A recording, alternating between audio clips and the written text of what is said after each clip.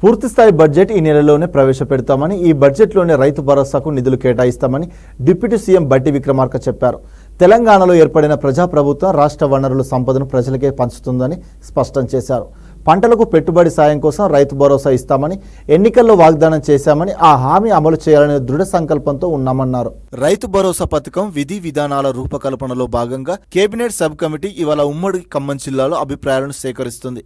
Khammam collectorate కార్యాలయంలో జరిగిన ఈ కార్యక్రమానికి కమిటీ అధ్యక్షుడు బట్టి విక్రమార్కతో పాటు సభ్యులైన మంత్రులు పొంగిలేటి, తుమ్మల హాజరయ్యారు. ఈ సందర్భంగా బట్టి విక్రమార్క మాట్లాడుతూ రైతులు పెద్ద ఎత్తున ఆధారపడిన సాగు రంగాన్ని కాపాడుకుందామని పిలుపునిచ్చారు.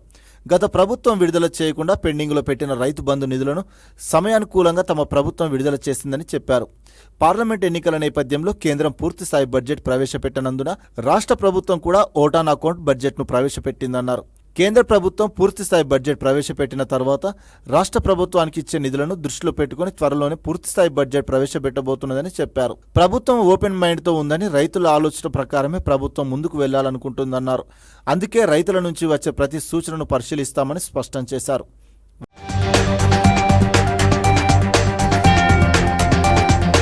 రైతుల ఆలోచన ప్రకారమే ఈ ప్రభుత్వం ముందుకు వెళ్తుందని మంత్రి తుమ్మల నాగేశ్వరరావు అన్నారు. గత ప్రభుత్వ హయాంలో అమలైన రైతు బంధు పథకంలోని లోపాలు, దానివల్ల ఆర్థిక నష్టం అందరి కళ్ల ముందు ఉందన్నారు.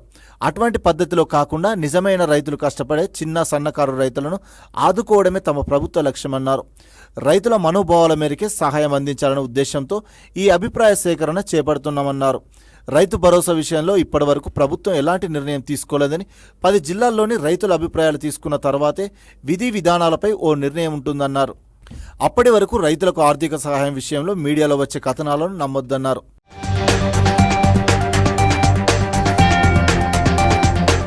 గత ప్రభుత్వంలో ప్రజాభిప్రాయాలు లేకుండానే 4 గోడల మధ్య నిర్ణయాలు జరిగేవని మంత్రి పొంగులేటి శ్రీనివాసరెడ్డి విమర్శించారు. పాలకులు తీసుకున్న నిర్ణయం ప్రజలపై బలవంతంగా రుద్దారని, కాంగ్రెస్ ప్రభుత్వంలో అలాంటి పరిస్థితి లేదన్నారు. ప్రజల అభిప్రాయాల మేరకే నిర్ణయాలు తీసుకుంటుందన్నారు. రాష్ట్ర ప్రభుత్వం ఖర్చు పెట్టే ప్రతి రూపాయి ప్రజలు వివిధ రూపాల్లో కడుతున్న డబ్బేనని మంత్రి పొంగులేటి స్పష్టం చేశారు. ప్రభుత్వం ఎలాంటి నిర్ణయం తీసుకోవాలో ప్రజల నుంచి అభిప్రాయాలు వస్తేనే బాగుంటుందని ప్రభుత్వం భావిస్తుందన్నారు. రాష్ట్రమంతటా అన్ని ఉమ్మడి జిల్లాల్లో ప్రజాభిప్రాయాలను సేకరిస్తున్నామన్నారు. గతంలో బీఆర్ఎస్ ప్రభుత్వం రైతు బంధు పేరుతో ఏం చేసిందో ప్రజలే తమ అభిప్రాయాలు వ్యక్తం చేస్తారన్నారు. ప్రజల మనోగతనంతా అసెంబ్లీలో చర్చకు పెడతామన్నారు.